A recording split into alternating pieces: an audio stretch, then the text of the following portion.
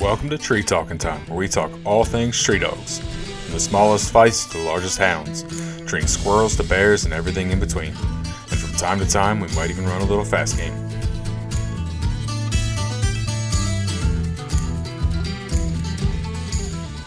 Yeah, I got started when I was young. My dad had some English shepherds and red bone hounds and everything. We followed them, and he actually run hogs in the woods back in the early 70s, and we'd take those English shepherds and squirrel hunt them. After we run them hogs, then we'd use them to gather the hogs up. And then when we got done checking them and everything, and then we'd squirrel hunt them back home. Multi-purpose dogs. Multi-purpose, yes, sir. They work good like that. And of course, we had the red bone hounds. We coon hunted them. Mm-hmm. And growing up with him, we always had some kind of tree dog. Okay. Well, we're starting off with English shepherds and red bone hounds, and that's not where we're going to end up. But I do want to just ask a little bit more about the English shepherds, and what were they? How were they built? Do you know anything about where they came from, or what they look like? Just curious. Yeah, they was more of the old farm shepherd type. That They were black dogs with white ring necks. Okay. They sort of resemble like the border collies, but they were a little bigger dog. Mm-hmm. And they were just super. They was yard dogs, hog dogs, squirrel dogs. We did all with them. Yeah. And they were just a lot of fun to be around. Yeah. And I think the early farm shepherd type dogs, were basically just like a cur dog and the feist that were just these multi-purpose, do everything dog on the farm. And as we modernized and stuff, and people moved away from the farms, all of a sudden these multi-purpose dogs started disappearing. And there for a little while, it got hard to find a good multi-purpose farm dog from what I gather. And the English Shepherd breed has made a big comeback, but it sounds like they kind of went through the same thing a lot of the cur and feist breeds did. They kind of took a little dip and had to some people had to put some work in to make sure they stayed around. That's for sure. Yeah. They really smart. These dogs would tree. It was just unreal how tree minded it was. But then when you get out there and you was ready to work them hogs, they forget about the squirrels. They're just natural. Yeah. At their job. Mm-hmm.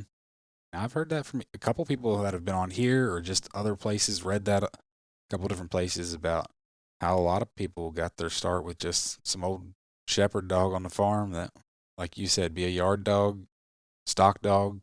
Then at night they'd be taking it coon hunting, or they'd take it squirrel hunting during the day, and did it all. That's what got me interested in tree dogs, that's for sure. Mm-hmm. I was really young then. What made you switch to the feist then? Well, back in, I guess it was mid-'80s now, I got a little dog from a friend of mine, Dr. Shelton and Brady Walker, that took a female over here to Whitwell and bred to Jerry Smith's buck dog, and I got a pup off that. He was a feist. Okay. And I sort of used him like that. He went everywhere with me. I rode horses, he went with me. We went coon hunting, he went with me. But he was the best dog I ever owned. Squirrel dog, everything. He was a little brown, white, spotted dog. Okay. Stand up ears, and there's everybody around the country knows that dog in this country, and that's what got me really interested in the feist dogs. And that's what I think we kept him. I think he died when he was 16 years old. Jeez. Yeah, and I remember when he was 14, we killed 15 squirrels with him one evening, and he was just as I ain't gonna say as strong as he was when he was young, but he was still just as good a dog at that age as he was when he was 2 years old. That's saying something. He had a nose on him, and he was one of those dogs you never seen trailing. I mean, he just go through the woods and put his feet on a tree, and that was it. You know, Nice. he was just a natural all the way around. Mm-hmm. After that, I pretty much went feist. I mean, I've had a lot of curs and stuff, but feist was that's what I was really interested in after him. You know, Mm-hmm. I guess you can say I still been trying to get another one of them for all my life. There don't never be another one like that. You know. Yep. I just that's all mainly what I mess with, and then I guess it was early '90s. I went down to the American Treeing Feist Association, had a picnic in South Pittsburgh, Tennessee, and I went down there, and man, they're having a party down there. They're pitching horseshoes, and cooking, and everything, and I got to meet a lot of people. That's where I met Luther Lennon Mm-hmm. and George Colley, Herschel Coxwell. There's a whole bunch. You're naming all these names that I used to see on old Squirrel Dog Central all the time. Yeah, all them guys there, you know, that's names that I'd heard of all my life, but I'd never met them. But Mm-hmm. I met them down at that picnic and got to know them, and got to be good. Me and Luther, I mean, we talked every week till he passed away a couple of years ago. That man could find more squirrel dogs than anybody I ever seen. I had a lot of respect for him. He told me one time, said, talking about raising squirrel dogs, and we was talking about feist and stuff. And I had a dog I was trying to decide what to breed to, and he told me, he said, raising squirrel dogs, breeding squirrel dogs like making a cake. I said, how's that? He said, well, if you got the right ingredients, he said, you can't mess that cake up. So it may not be as good as somebody else's, but it'll be good. And if you got the wrong ingredients, you're wasting your time, because ain't no matter what you do to it, it ain't gonna make it. And, you know, that's something that I always stuck with me. I like that. Me and him joked about that for years. You know. Yep. But you know, there's a lot of truth in that. Yes, there is. You gotta start with the right stuff to get what you want. Yep. And that's something I still do to today. You know, we sort of picky on what we breed and mm-hmm. stuff, to the point where we try to keep them right ingredients in there. You know, keep that cake done like it's supposed to. Definitely.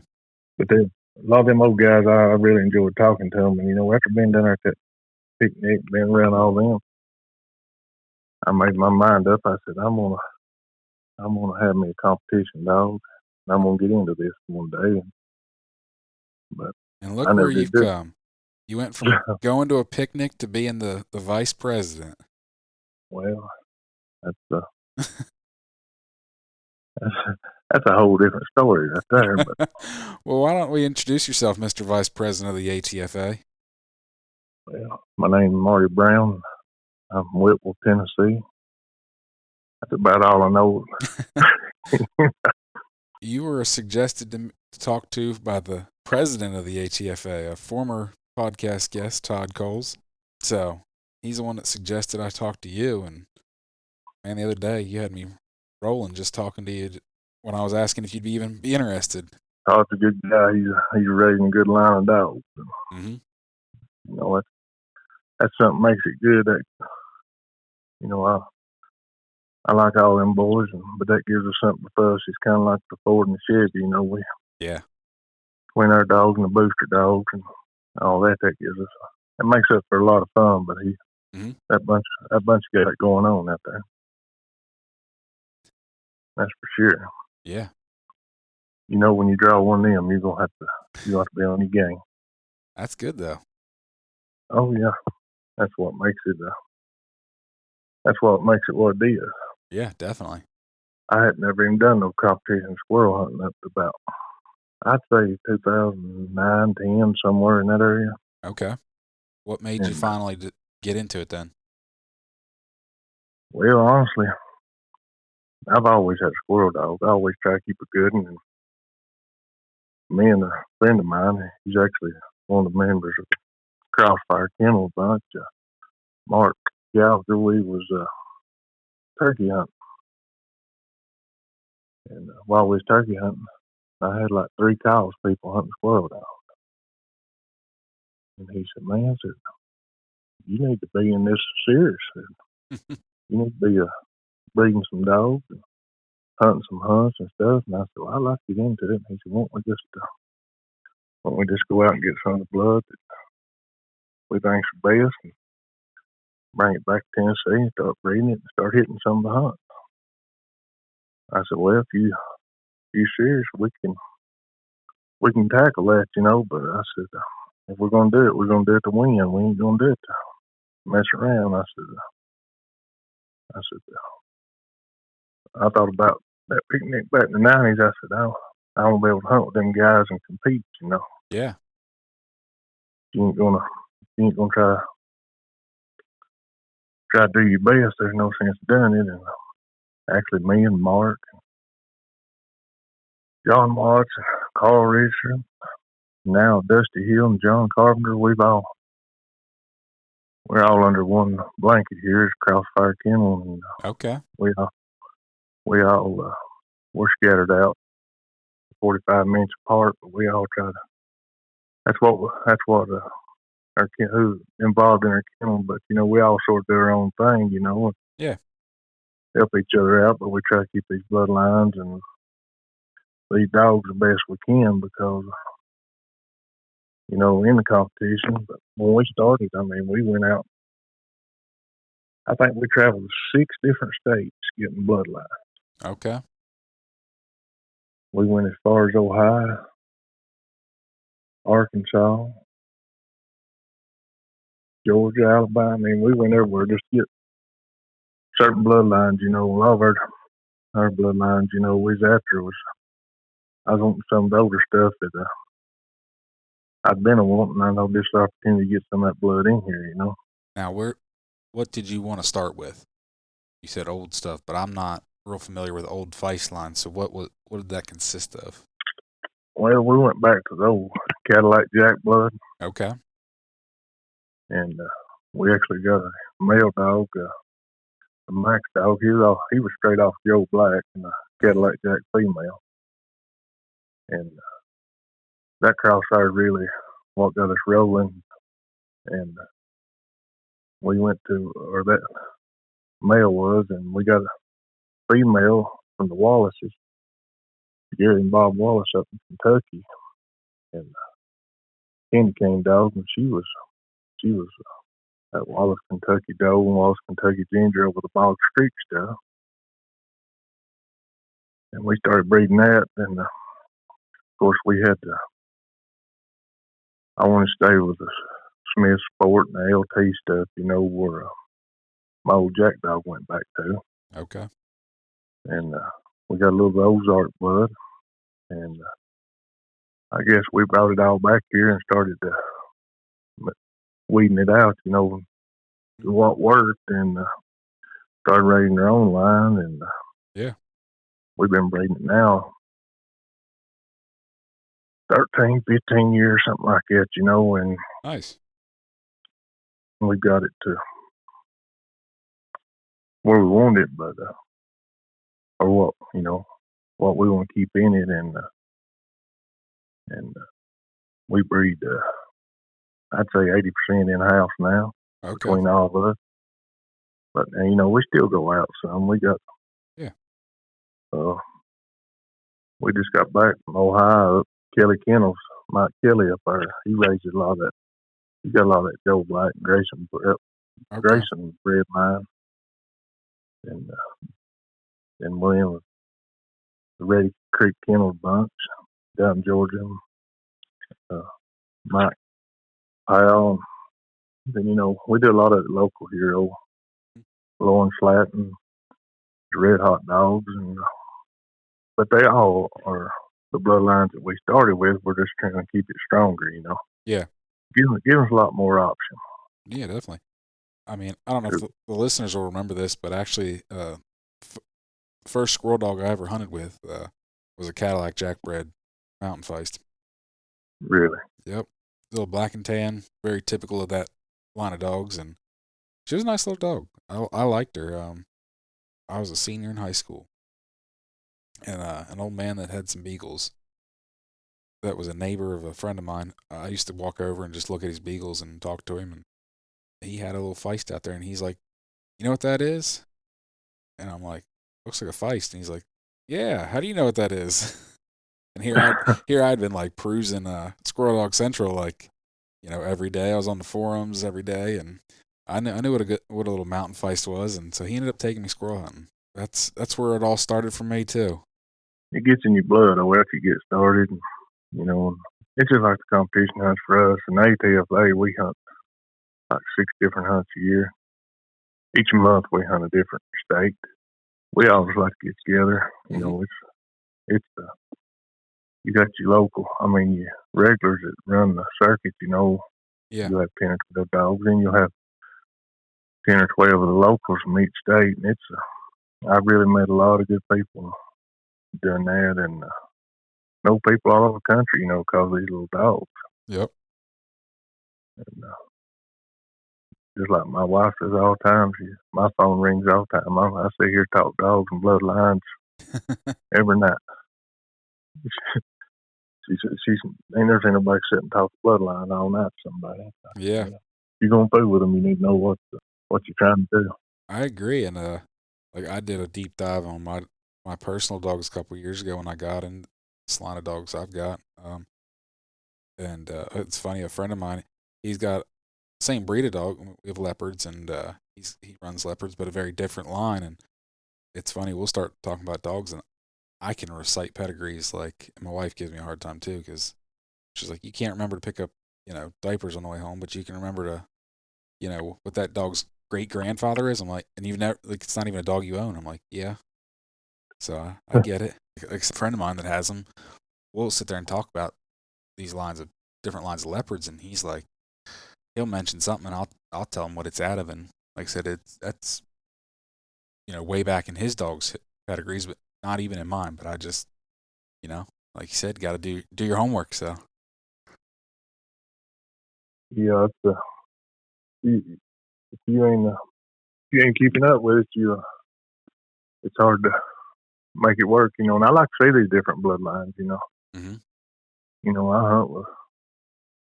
see a lot of dogs every year, and it's just amazing. But I've seen a lot to where it's amazing to me how dogs out of the same bloodlines, carry on them traits. Mm-hmm.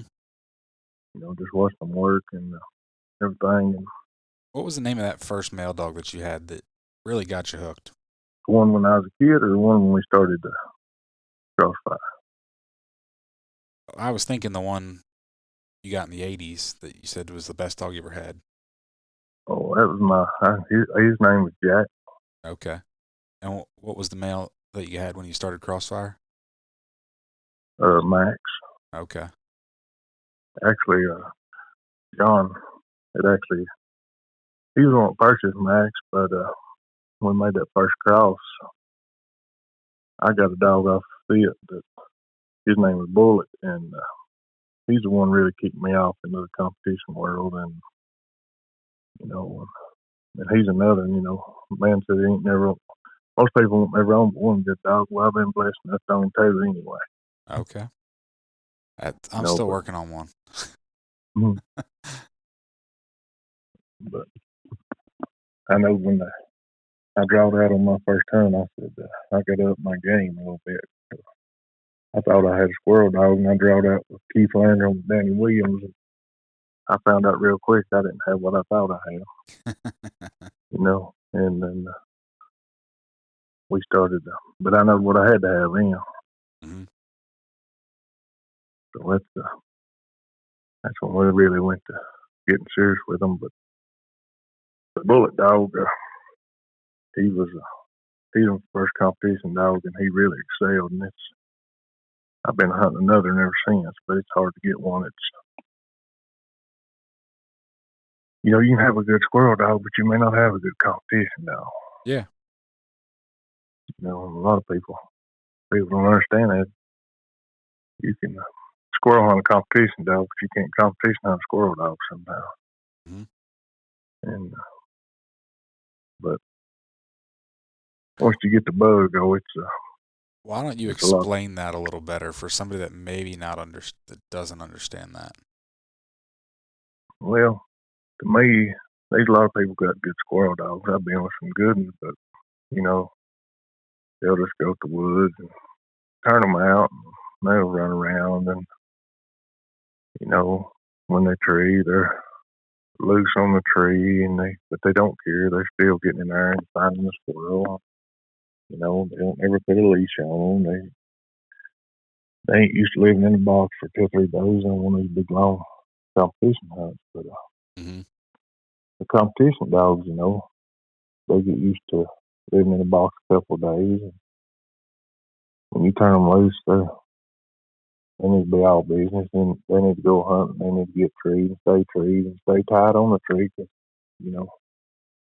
about any format you hunt in, your dog's got to stay tied on that tree and stuff, or you'll get minus points. And yep. You got to leash them at a tree. And when I started dog, I try to start it with all that. Just I always time this tree and everything. Get that to be a second nature thing. Cause yeah. If you don't do that, then you go doing it to hunts. He don't know what's going on. And, and a fun hunter, where he don't care. He just his dog trees and he finds it. And they get squirrel, whatever. They're happy. But if you're playing on competition hunting that dog, you got to be a little more precise about him. When he trees. Yeah.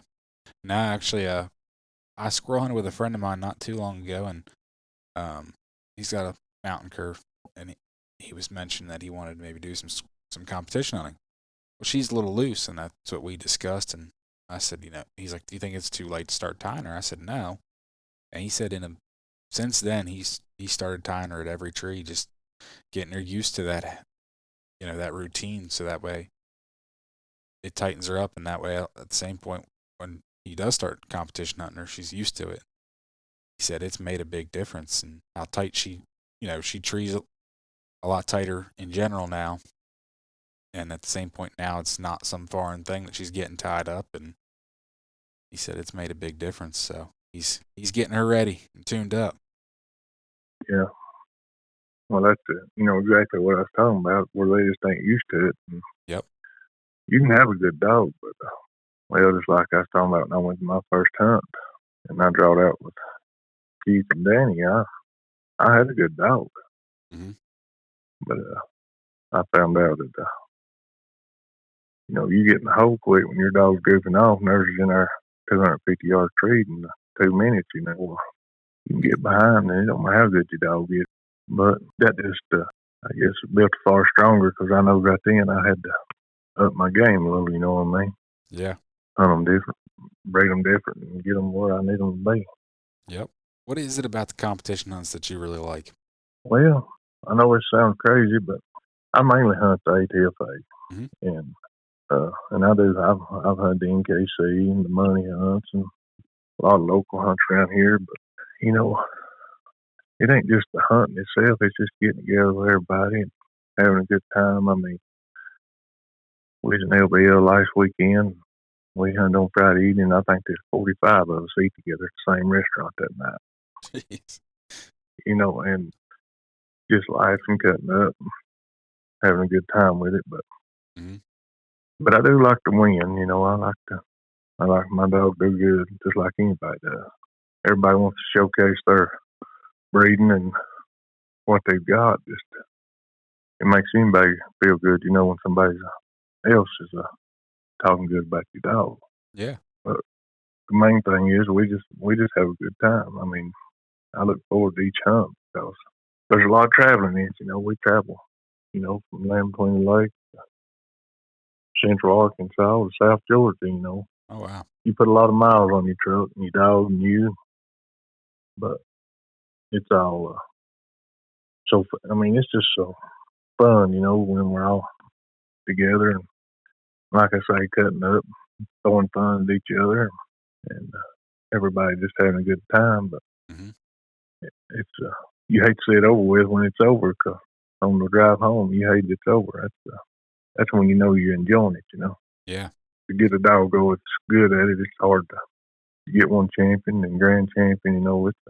You got a lot of miles. You burn a lot of money up in gas, motels, and everything. And people say that's reading yourself pus and stuff. I said you could never sell enough pus pay for all this. Yeah. But you got to, if you like it, it don't matter. Definitely. That's what we like to do. Well, I want to hear about a couple of your dogs. You talked a little bit about Max, but I'd like to talk a little bit more about Max. I'd like to talk about Crossfire Candy Cane. It seems like your kennel is built very heavily on the backs of those two dogs. Do you agree Yeah, with that?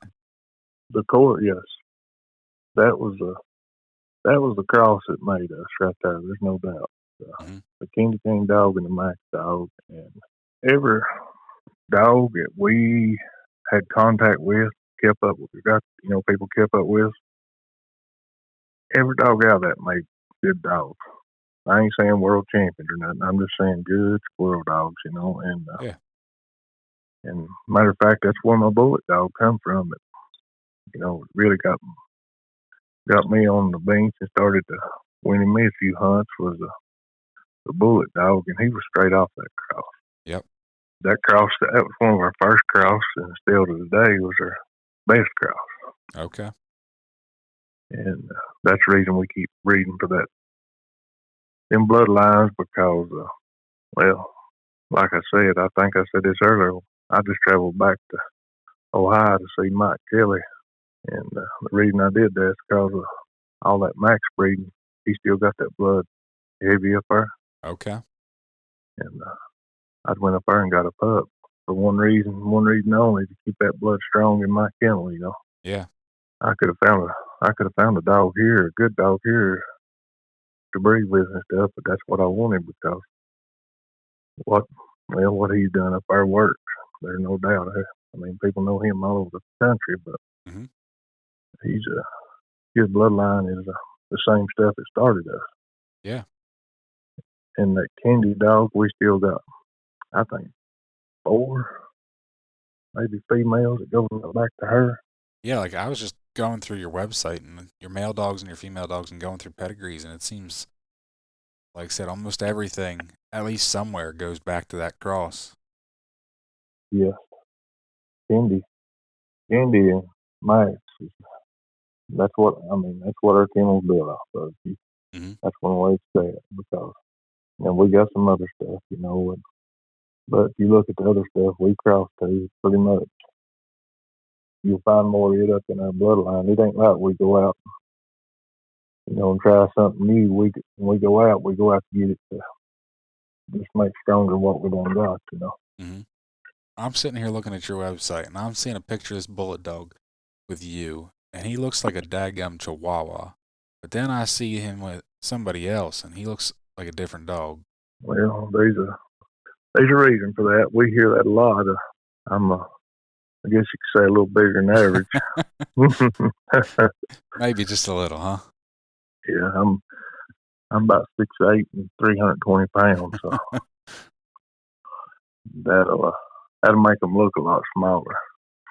But That's for sure. Like I said, there's two pictures. They're you and Bullet on top, and then it's another guy and Bullet on the bottom. And it's, like I said, it looks like two different dogs just because of the size difference. Yeah, Bullet was actually a big dog.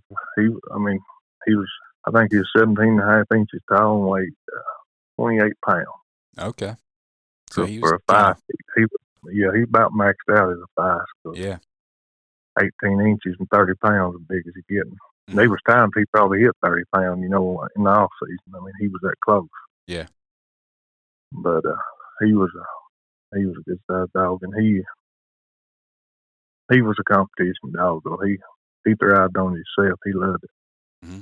He's kind of one of them dogs that we still say, he hunted like the competition did. I mean, he always hunted good, but the harder somebody else's dog go, the more it treed, the more he won't tree. Yeah. And I've got it written down here somewhere, and I keep I've got a book here, I keep all my bloodlines and breeding stuff in. Mm-hmm. It's 2 inches thick, but I'm just talking off the top of my head. But I think I hunted him in 41 casts. Okay. And he won 38 of them, I think. Nice. And one of them casts was a dead cast that they wasn't in a squirrel tree in. Mm-hmm. And so he really didn't lose that one. But I lost a couple, 2, 3 casts, I think, with him. I got beat by other dogs, so he was a competitor, Yeah, definitely sounds like it. He really got me fired up, and that's what keeps me going to today. I'm still trying to breed and raise, train another bullet, What are you hunting And right now?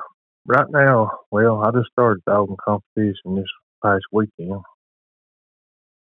at LBL, and Dusty Hill, he's one of the Crossfire guys, and he raised a male. It was off a black dog that I had named T-Bow, and a female he's got, and the Maddie dog, and she's even got some little cur in her. She's Johnny Rocket cur a little bit, but Okay. we bred it to the T-Bow dog I have, which was Ozark line, and he went to his first hunt this past weekend. How'd he do? He done really well. He's not ready for competition hunt, but he's all I had at the time. Okay. It's close, and I said I'm gonna take him. I said you gotta start getting used to this, and I got a second on Friday evening hunt, the regional hunt. I got a second place with him. Then on the rally hunt on Saturday, which is a hunt where we hunt the morning and the evening, and add the points together, I think he finished 5th. Not bad for first hunt. No, I was more than happy with him. And I had another dog, John's hunting. Me and him co-own him. Me and Dusty co-own the black dog. He's Crow. His name's Crossfire Crow, but me and John co-own the little dog. He's 3-legged. He sort of got famous in a hurry last year on the circuit. He won Dog of the Year, and I guess you could see him if you're on the website there. Mm-hmm. Who's that? Scooter? Scooter. Yes, he is 3-legged, kind of.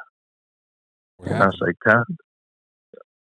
Well, we don't really know for sure. We had him checked at the vet. He got hit by a car a little bit when he's a puppy. Okay. And a good friend of mine raised him. He goes back to all our stuff. He's a grandson of Candy Cane. And I got him from him and started hunting him. But his back leg comes out of joint. Huh. What happens, he's fine when you first start hunting, but the longer you hunt, them ligaments and tendons are stretching, and his back left leg will stretch and it's funny how it does it, but he'll get when it goes to stretching, he's learned how to protect it, so he swings his back in. And when he's running, he's a swinging his back in at the same time. And he'll get really wide. He's a small dog. He'll get really wide in the back end. But now he's small, like I say. I think he's about 15, 16 pounds. Okay. But when he trees, he thinks he's a walker dog. I mean, he will flat tail it. And you can tree him because he's going to be there when he trees. And that's one thing that makes him good. But he's usually tough to start the hunt, and he gets slower as the hunt goes, Yeah. But he got more heart, and I wish some of these 4-legged dogs I had the heart he's got, because he's just that. I think he placed in every state just about last year with 4 different people hunting him. Nice. Yeah. we hunted him, and that's with different handlers, and that's saying a lot about the little dogs. I mean, Yeah. he just and everybody hunted with him. They just I still get people. They said, I mean, it's always something about Scooter, when you go to hunt, but they like to hunt with him because he just they can't believe he do what he does with what he's got. Yep. But he got a third this weekend with John, and he just one of them dogs. It's just always there. You know what I mean? And he ain't got but one win. He's still on the circuit, so he may be there a while just for that reason. If he'd had 4 good legs, he would have done been finished. Yeah. But he's a lot of fun to hunt. He's about a 250-yard dog, and he just he's just an accurate little dog. Nice. Well, we need some stories about these little feist dogs. Some good hunts. Well, I'll tell you one story that everybody still talks about at the hunts is one year, and I had Bullet ready to go to LBL. I got gout in my foot right about 2 days before time to go. My foot swelled up. It was big as a basketball. And a good friend of mine, he's gone now. He's passed away, but Billy Ray Griffith, me and him was hunting him every day. We was road hunting him. We had him in shape. We was ready for that hunt. And come time to hunt, that gout come in my foot. And I called him. I said, Bill, I ain't going to be able to go to that hunt. I said, my foot swelled up. I said, it was like a basketball. That's something I ain't only 6'8". I wear 16 in the shoes, so I had a lot of room for that foot to swell. Yeah. He said, man, he's in better shape and ready to go. He deserves to be there. And he said, let's go. He said, I'll hunt him. He said, you can sit in the truck. I said, all right. We carried him up there. We drawed out on the hunt, and I went out with him on Friday evening, and I didn't get to stay with the cast much, but I think Bill ended up finishing 4th with him on Friday evening. Well, Saturday morning we got up and there was about 6 inches of snow on the ground. We went hunting, and I mean, it was just a mess. And when he's over with, we come in, and at the break, he was a high-scoring dog at the time. I think he had 250 plus, maybe. And I told him, I said, we need to get after it this evening. The sun popped out and it melted that snow off, and we was hunting. And I forget now, but our cast was done pretty good. It was all pretty tight. I know some other dogs training a squirrel. He looked at me. He said, boy, we need to win this. I said, yeah. And I mean, listen, when the dog trees, he would jerk bushes, he'd shake trees, he'd jerk vines. I mean, he's just a wild man, Yeah. And he actually jumped one squirrel out. He jumped one squirrel out. The dog caught it on the lead. I mean, he hit the ground. He just had to leave there. I mean, that's how he. But what was funny about the story, we had 5 minutes left going to hunt. We'd had to call time out. He said, we got 5 minutes left. And we was back at the truck. We hauled the dogs up the road a little piece, found a little old flat. You know what LBL, and you find a flat, you want to hit it if you can. We didn't have but 5 minutes. We got him out of the box, and Bill did, and everybody got their dogs out, and we had them up there, and the judge said, you got 1 minute. About that time, Bullet barked.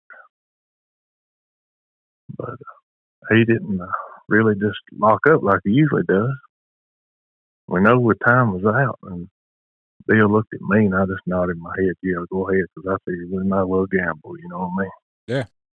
We treated him. We went there, and he was up on a little bank there. The big beech tree. Must have been the first beech ever grown in LBL. It was 4 foot through that thing. About 2 nests in it.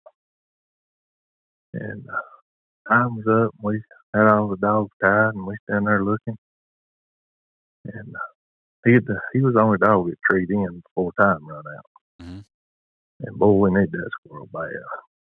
We looked and we looked. There's a big vine run up there. And of course, I still had that gout in my foot. I couldn't get up there. I was wanting to get up there and shake that vine. I told Bill, I said, shake that vine. He said, I can't. Well, while all that's going on, we're all looking, and I think Jake and Bush is just trying to do what we can. Bill had somehow broke that vine, cut it. I don't know what he done to it, but he got it in cut it somehow. He said, y'all get where y'all can see that tree good, and I'm fixing to bring that squirrel out. And listen, me and he went to hollering like Tarzan, took off running, grabbed that vine, and come swinging out over top of our head. That vine come out top of that tree, and when it did, it brought nests. It brought, and when it did, one of the other guys that was on the hunt, he said, I got the squirrels, and another guy said, I got one over here. There's two squirrels in them nests. Yeah. But he run both of them out, but that vine come out on top of that tree, and Bill hit flat his back and knocked the wind out of him. He laying there sucking air, gasping for breath.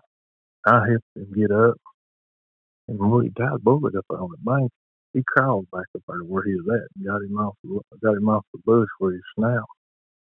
He walked back there and handed me that leash. He said, I've done all I can do. We don't win. I've done all I can do. I'd say so. Yeah, and that's actually where he finished out his squirrel camp. Okay. By him playing Tarzan, swinging through that tree. Hey, if playing Tarzan gets those squirrels to come out, gets you plus points, it's worth it. Yeah, we've all done it, but I don't think we've ever done it to that extent. I mean, he backed up the hill and got a running start and grabbed that vine. I mean, it looked like something out of a movie. And like I say, he was 8, 10, 12 feet higher than us, and he come swinging out over our head. And of course, right when he got where the momentum stopped, that's where the vine come out of the tree. Yeah. And when he come down flat his back. I mean, there's limbs come out on top of our heads and everything.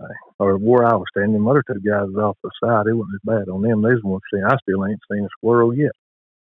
But both of them was hollering squirrels running everywhere. And we had another spectator with us. He was actually our judge, and he said, I got it too. And we told him, need to swing them bushes a little more. Yeah. But he never tried that again. I don't imagine so. That's what makes it fun, though. Everybody just get together and have a good time with it. Mm-hmm. Definitely. So what's the future look like for Crossfire Kennels?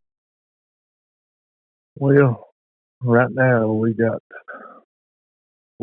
several young dogs that got promise. Whether they make anything worth hauling, I don't know. I mean, we try to cull them pretty hard, you know. When I say cull them, I ain't saying they ain't squirrel dogs. I'm just saying they ain't going to, competition hunt. But we got several pups, and I've got a pup here that's 6 months old. It's trim percent, and he reminded me a lot of old boy. He's actually the one I went back to Ohio and got, go back and get that bloodline. And I'm really excited about him. But several of these other guys have got young dogs, and we're just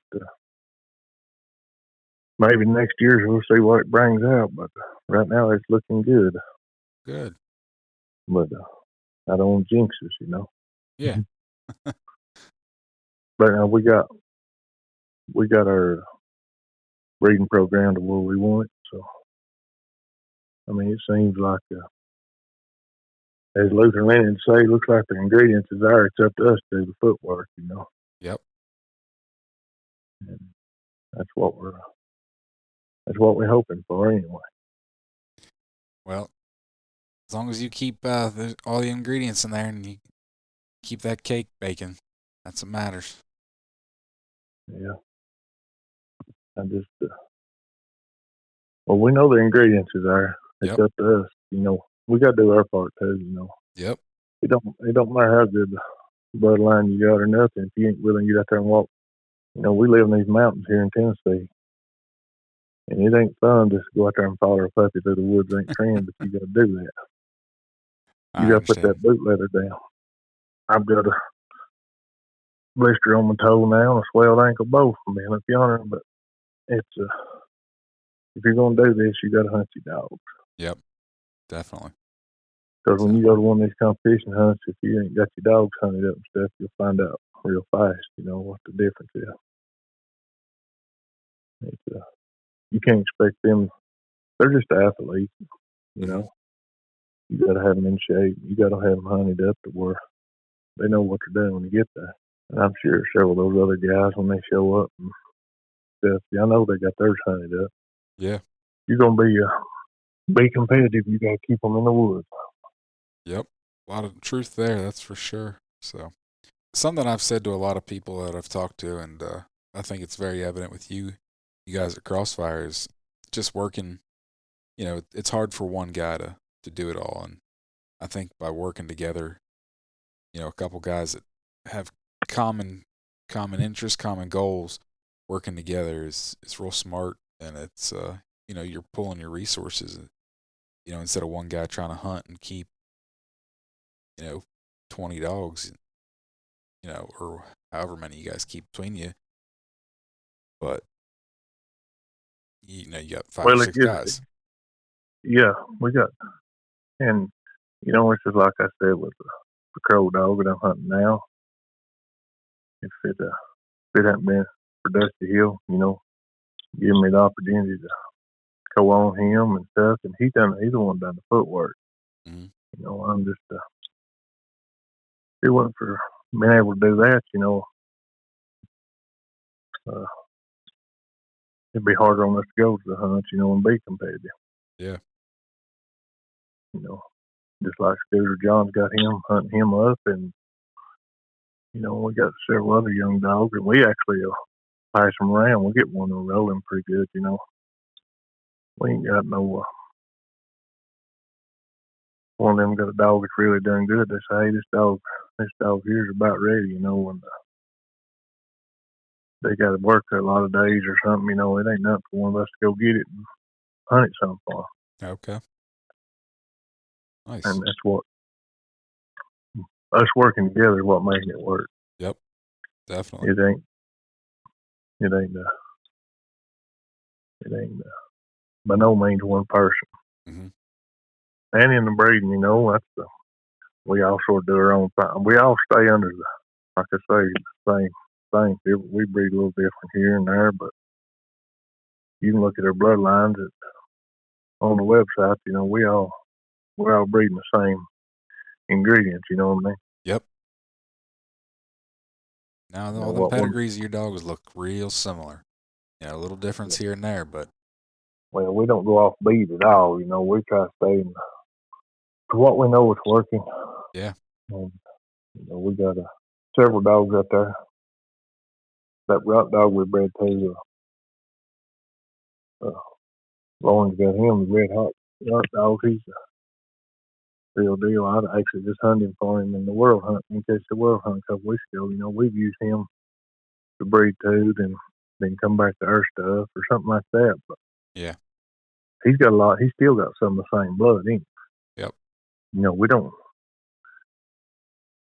We ain't going out there to brand new stuff because we got it working now. We don't risk it, I understand.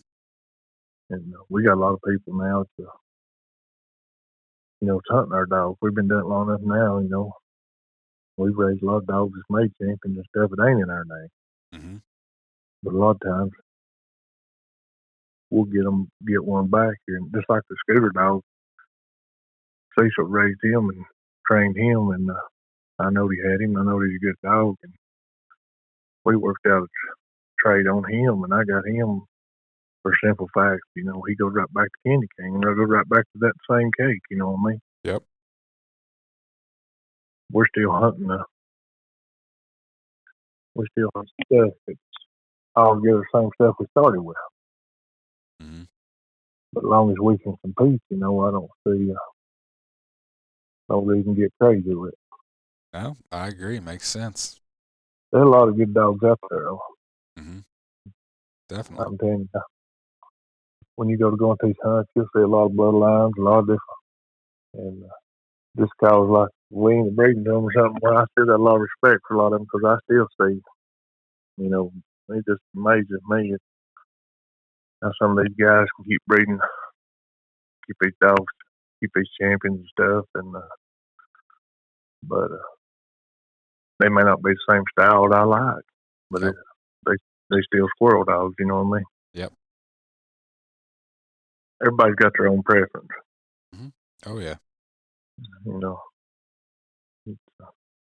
It makes it more exciting too. It's sort of like Ford and Chevy. If one was that much better than the other, then we'd all be driving the same. You know what I mean? Yep. Now there's just little subtle differences. Oh yeah. But now they'll show up in your breeding. Mm-hmm. A lot of dogs that we raise now, we can. I talk to people on the phone all the time. They'll call me and say, "I got a dog off so and so here and this and then." Well, before they tell me, I can usually tell you how it hunts, how it trees, its temperament. I can tell you everything just because the blood. It's out of our dogs. Yeah. Just how it crosses. And don't get me wrong, there's some of them different, but you know what I mean. For the most part, your breeding shows up. Yep. Well, I appreciate you sitting down with me tonight, Marty. For anybody listening that wants to check Crossfire Kennels out, where can they find you? We're at Crossfire Kennels are named, but the actual links are on our website, www.x, that's the letter X, firekennels.com. Mm-hmm. And we're in Tennessee. We're scattered out, but mainly we're about 30 minutes west of Chattanooga. Okay. You guys have a Facebook group as well, correct? Yes, sir. So, yeah, we got a Facebook group and a website. So check out Crossfire Kennels. Well, I really appreciate it. I appreciate you coming on. You can find me on Facebook and Instagram at Tree Talking Media. And until next time, keep them talking in the timber.